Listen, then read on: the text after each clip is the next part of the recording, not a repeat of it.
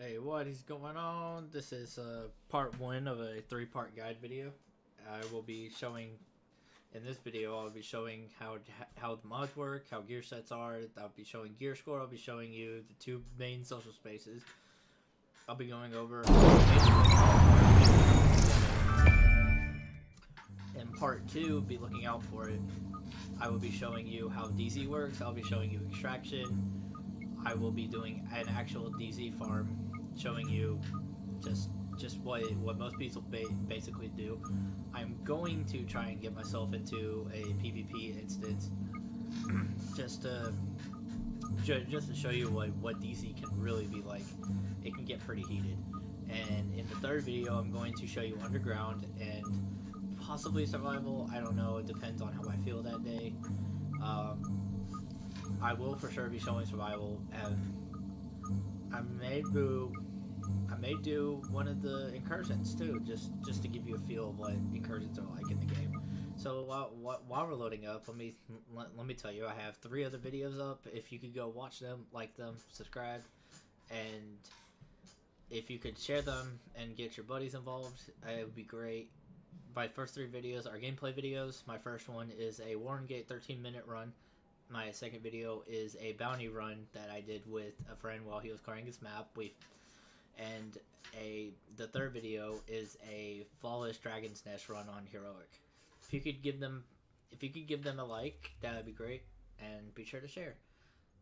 Alright, as I load in, I'm going to explain what some of the stuff in the game is. There's what's called gear score. You get proficiency caches. There's mods. There's gear sets. There's a weekly cache. There's four daily assignments every day. And now that I'm loaded in, I can go more in depth with this. Okay, so where I'm at right now is entering a safe area. Camp Clinton is the social space that was recently added with 1.8 back in December. This is the most recent actual DLC update, but they have done multiple live updates since. The most recent of which was the balance changes for the drop rates and light zone boss drop rates for classes. They added 2 new global events, one of which is going on right now, as you can see in the top right corner of the map of my screen. What you can do here is basically what you can do in the terminal on the base of operations. The blueprints vendors there's a special equipment vendor. There's the premium vendor, which is microtransactions, and there are crates you can open with the cipher keys earned by doing commendations. Your daily and weekly HVT officers are here. So damn tired. Optimization and crafting and recalibration are all 3 here. You do not have to go back to the base every time you want to do this. You can come to Clinton, whichever pleases you. You have a restock station. You have a stash here. Thanks for helping us hold This the line. is pretty much it for Clinton. Ain't no point. If you have any further questions about Clinton, you can always message me on Discord at Stillburgh #9342, which is my Discord. You are now leaving the safe area. I'm going to be coming out, and I'm just going to show you a brief overview of what the Westside Piers are like. This is an urgent help message from the I'm U.S. going to show you Department of something Health. in particular for this area. There is what's called a WSP assignment, Westside Pier assignment. There is a combat assignment. For right now is get kills while uncovered. Let me come and explain to you how these assignments work. How these assignments work is it tracks your progress on the game. Tracks your progress in game. As you can see, I'm running 10k firearm, so I'm getting them down pretty quick. You see down in the bottom left how it says 1 out of 15 kills. That is how it's tracking. And the kill I just got didn't count because I wasn't in cover. That's the difference for this current assignment. And there are 4 daily assignments, and the Westside Piers do reset every 15 minutes. Personally, I think that if they keep the repeatable assignments, they should probably have them reset upon completion and not every 15 minutes. Because let's say you complete it, let's say it's a fresh reset and you complete it within 2 minutes, you're waiting 13 minutes for another assignment, and some players aren't really a fan of that. Alright, so what we have down here coming up is the Resistance Resistance is the update that I was talking about that they added in 1.8. 1.8 is the most recent DLC. It was a free update to the general public, season pass or not. In my experience with this game, I would recommend you get the season pass regardless of if you want it or not, because Underground is a very fun mode to play. Survival is good if you're into starting from scratch and having to scratch and claw your way into the NPC to eventually extract out. It is a very fun game mode. I highly recommend it for people who are into a challenge. Resistance is, however, an endless game mode. It is basically horde mode. It is enemies that have multiplicative health, meaning their health multiplies instead of adds every wave. So once you get past wave 10, it is significantly harder compared to wave 1. As you can see, I'm just enemy spawn just like they do in any other area in the light zone. There's another resistance that is carrier, and the one that I'm going to be running towards now is Pier. I think that the one up here is this one's Pier 93.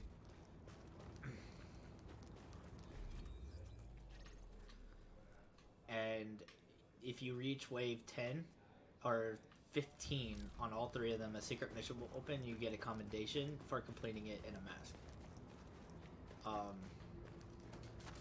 So as you can see, the Westside Piers is just an expansion of the base map. It's not much, but it's better than nothing. And they have been listening to the community, and they have added in what the community has asked for, and that is more playable areas, more content, free content at that. As a matter of fact, since 1.7, every update in the game has been free, DLC or not. Every live update since has been free. So here we go. I'm just gonna show you the general UI. Here's a global event playlist. The global event ends in basically five resets. This reset plus another. This reset plus 4 more. There are 4 daily assignments, as I said earlier. I'm already, as you can see, it shows you your tracking, and it tracks itself. It can track itself in the bottom left corner of the screen when you kill an enemy. There's the Westside Pier assignment. As you can see, it's going to reset in 5 minutes, regardless if I've done it or not. Oh, pardon me. There are two Underground ops. Underground is a paid expansion. There are 2 every day. There's a hard and a challenging. You have to be certain ranks in the Underground to be able to access both, and you have to have the intel to access them. There are 3 daily missions. What these daily missions are missions that are either going to be hard or challenging. There's 2 hard, 1 challenging. They will give you Phoenix credits, and the replayability on this game is actually pretty high. It's a lot higher than most people want to make it out to be, because you can go back and replay missions and farm bosses, and get loot out of it. And all light zone bosses have a chance to drop classies, so it's a pretty good it's pretty good to go back and farm missions. As you can see on my weekly assignment, I'm at 26 of 50 cleaners. I need 24 more kills in the dark zone that are cleaners.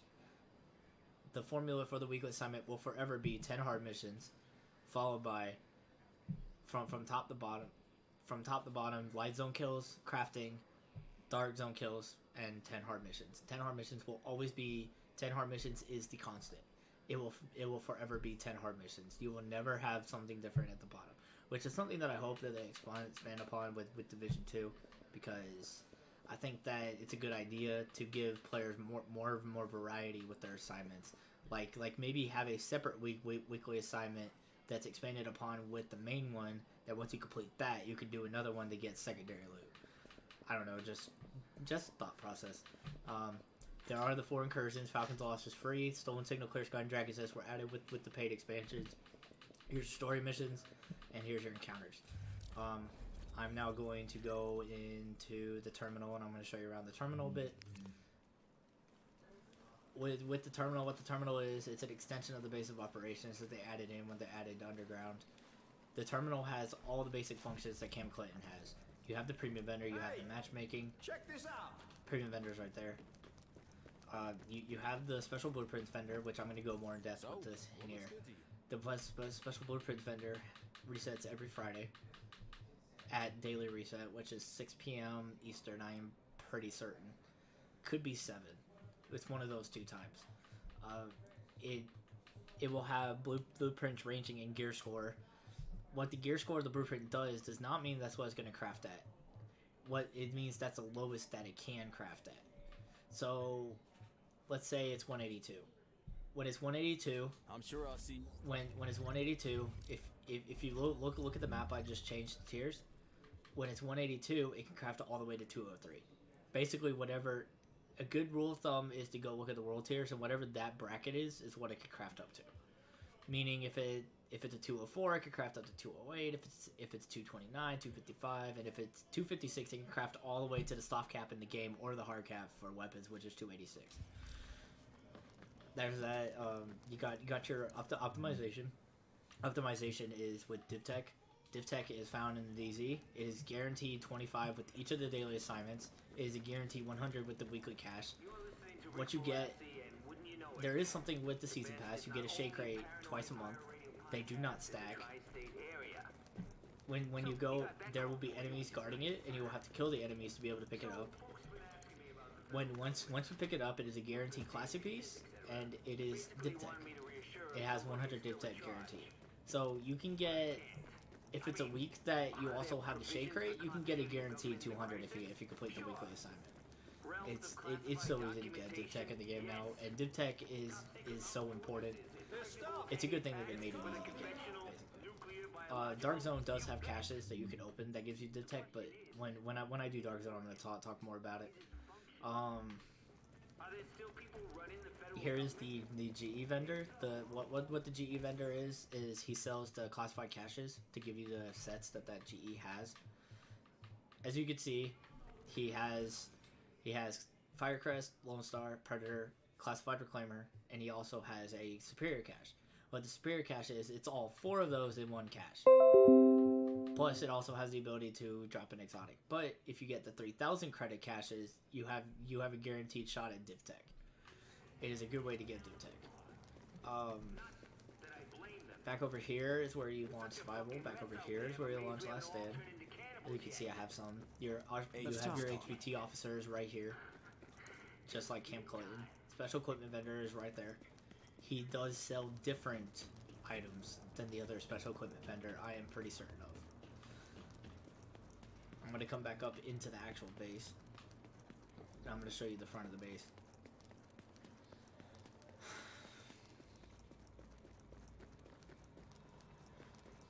The front of the base has, the security wing has, you can get weapon parts. It's a guaranteed weapon part every 4 hours. Scavenger crate, it's a random loot item every 4 hours. Your HBT officers are right here in the security wing.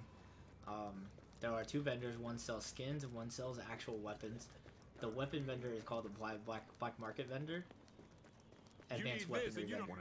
He has basically weapons that are in the 270 to 280 range, and he will sell 4 mods upon daily reset. He resets every day. Here is your special ammo. This is also unlockable with the base of operations. When you max your base, you'll have access to that. The med wing has fabric and consumables. You see, it gave me soda. Also, fabric is right there. You have your rewards claim. This is where you go to get any of the season pass stuff. Gear vendor. If I don't have it, you don't need it. They sell high ends. They sell purples and high ends. Hey! That's pretty much it for the base of operations. If you have any more questions about it, you can access my Discord, as I think I said it earlier in the video. Stillburgh 9342. Don't forget to put the hashtag between my name and that. You can also hit me up on Uplay at Stillburgh with an underscore. Stillburgh does have an H in it. I'm not sure how people think that it doesn't, because it's spelled the same way as Pittsburgh, just with still at the beginning, but whatever. Watch yourself out there. You can also contact me on Xbox Live at Stillburgh without an underscore, or Steam at Unity223. My screen name on Steam will pop up the same as it is on Uplay. I'm just going to give you a general overlay of the map now. So as you can see, everything is on the map. My map has been cleared. There are no encounters There are no encounters not completed. I have completely cleared my map of everything that is completable. The safe houses, you'll notice, have exclamation marks. What the exclamation marks are means that you have the situation board unlocked upon completion of clearing that area. As you can see where it says situation board, search and destroy missions. What it does is it's just a series of three phases that you go through and kill enemies, and at the end of it you kill an elite enemy and they drop target intel. Target intel is how you access the HVTs. So if you're into doing the HVTs, which have chances to drop classes because they are named enemies, then I highly recommend you farm these and get to 400. The replayability of this game is actually pretty high, because as I stated earlier, you can go back and replay missions, and you can go back in and farm bosses and certain missions, and missions give GE credits. Every mission in the game gives GE credits during the GE. It's just certain ones give more if they're in the playlist. All my safe houses have the high value targets unlocked. As you can see, there's Dark Zone. Dark Zone has six safe houses, and it has landmarks littered all throughout it. It has checkpoints all up and down. However, to fast travel between checkpoints, you have to run to each individual checkpoint and unlock it that way. Otherwise, you'd have to have a teammate fast travel to them that has them unlocked and fast travel to them, and you can unlock it that way. Either way works. You cannot fast travel from a safe house to a checkpoint because it counts as being inside the Dark Zone, which I think is kind of silly, but, you know, they also have the log out. It takes 5 seconds to fully log out if you're in the middle of the DZ. I've already gone over this stuff. Now I'm just going to go on to the general overlay. You got your abilities right here. You got your skills, you got your talents, and you got your perks. Your perks aren't interchangeable, meaning you can't put certain perks on. You can only they're just unlocked and they're always active. Talents are interchangeable. However, I have my talents set to fully utilize my medical and my headshots. Skills are just, I have tactical scanner, I have life support station, I have recovery link. I do occasionally swap between recovery link and survivor link, but most people in the game will run recovery link. But if they're running a DPS build, some people will run tac link. It increases your firepower and it increases your fire rate and gives increased damage for a duration of 30 seconds. So I mean, it's nothing too broken, but it does help with DPS based builds. Here's your inventory. As you can see, there are only high-end weapons. I do have exotic weapons, but this build I do not have an exotic weapon for. I am running full 6-piece Hunter's Faith. What 6-piece means is that you have the original 4-piece on top of two additional perks. You can only obtain full 6-piece with all 6 classes. It is impossible to hit it without. As you can see, I have optimal range, headshot damage. I have increased damage for every headshot I hit. For every 3,000 firearms, I get another additional 4%.